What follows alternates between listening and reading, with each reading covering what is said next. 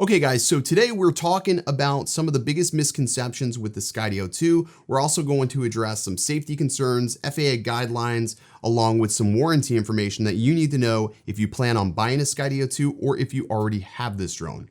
Stick around. So Dobo, what happens if I crash the Skydio 2? What's good? Welcome back everybody, Original Dobo. And in today's video, we're talking Skydio safety and warranty information.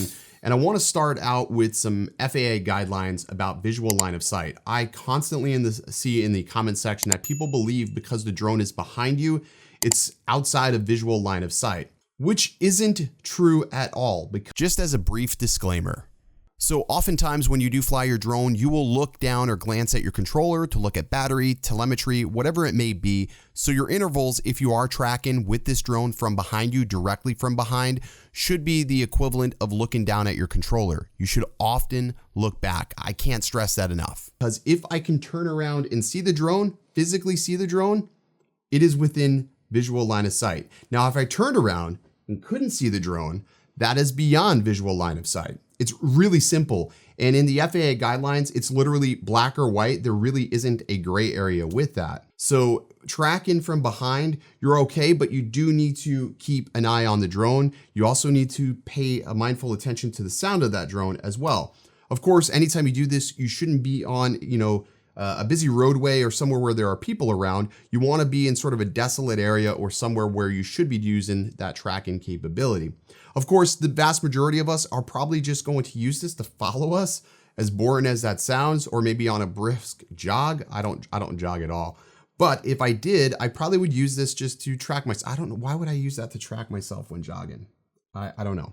But the idea is you can position this drone anywhere. You can position it like a clock all the way around you so you can track from the front, the side, wherever.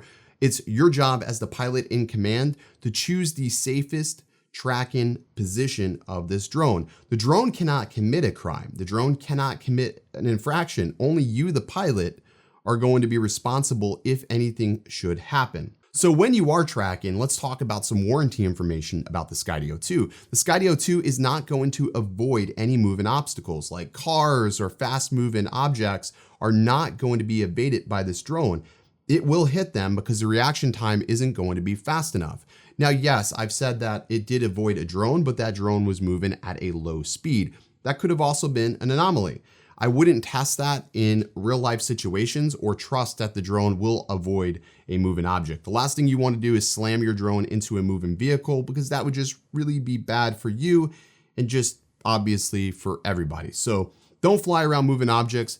That's number one on the safety list. Number two on the safety list is really thin wires or trees. The Skydio can't really discern that. Yes, it can see well, but it can't see great. So really thin branches, wires, chain link fence, even cable lines or power lines, the Skydio is going to have a hard time seeing. A lot of how this drone will avoid obstacles will depend on the lighting conditions that you put it in. So if you're flying at high noon and you have the light directly above you, the Skydio may perform better than if you were trying to fly that same area around sunset. So be mindful of your surroundings. This isn't perfected technology, but it's pretty damn good for what we have here in 2019, 2020. Okay, Skydio also recommends caution when flying over water, because again, water is a reflective surface. It could wreak havoc on those obstacle avoidance sensors depending on how low you are to that surface.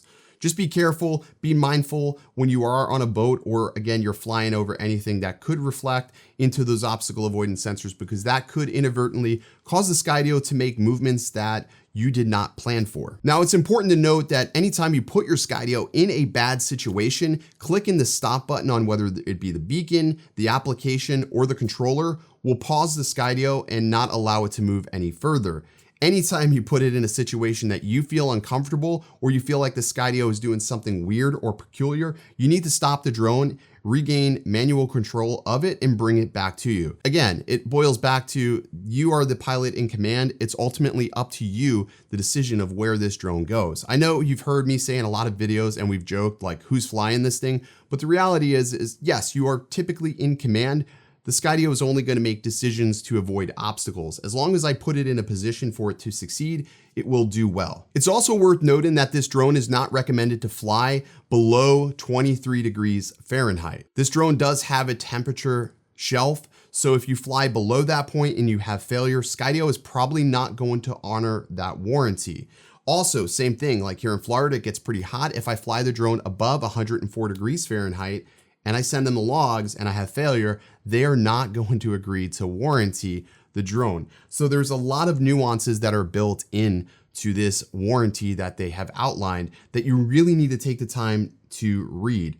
The biggest thing that I'm seeing is just exercise caution because this drone is so new and so different. A lot of people don't know how to really react to it. A lot of people also believe that this drone is just meant for tracking purposes only, and that's just not true. The drone does have a controller. I don't really think it was an afterthought. I just don't think they had enough time to really design a controller properly, and Parrot obliged, so they took them up on that. I don't know the real story about it. Hopefully maybe Skydio can clarify as to why they chose Parrot as their controller. And I don't even really think it's the Parrot Anafi's controller's problem. I think it's more or less the antenna positioning and the fact that they had to make a really stealthy type of drone to be able to perform the actions that it does. Now, the reality is the Skydio 2 may not be for everybody because you may want to be able to fly in certain conditions in which this drone just can't do.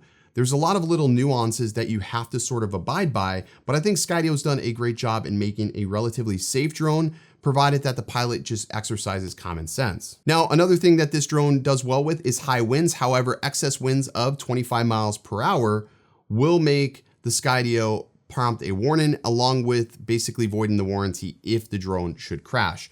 Now, again, because there's no telemetry or actual, wind speed conditions on the controller itself, like some applications will let you know the wind speed before you take off. I know Autel is pretty good about doing that, but this doesn't have that. So I know that they are working actively to address that.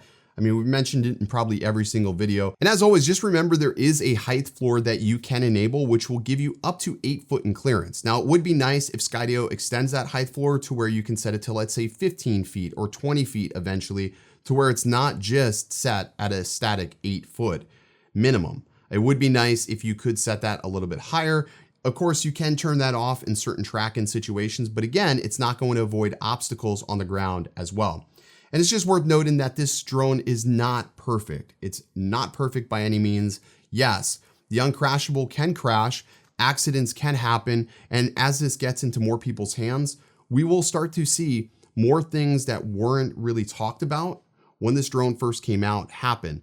But with all software, things can get better over time. They will make adjustments and make things that will hopefully help this drone's longevity. So if you've still got a pre-order going, or you've been on the brink or thinking you're watching all these videos and it's all gloom and doom that you want to cancel your order, again, if you've liked everything about the drone, that's honestly your decision. Don't let the trolls, the haters, or anybody tell you different. Don't let a reviewer sway you.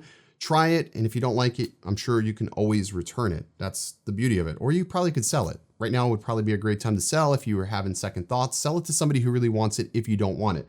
But I think you should try it and see if you like it. I still don't think this is a replacement for a Mavic or anything like that, but it is fun to fly. And I think that's the most important thing, is just have fun when you do fly. But you want to be safe.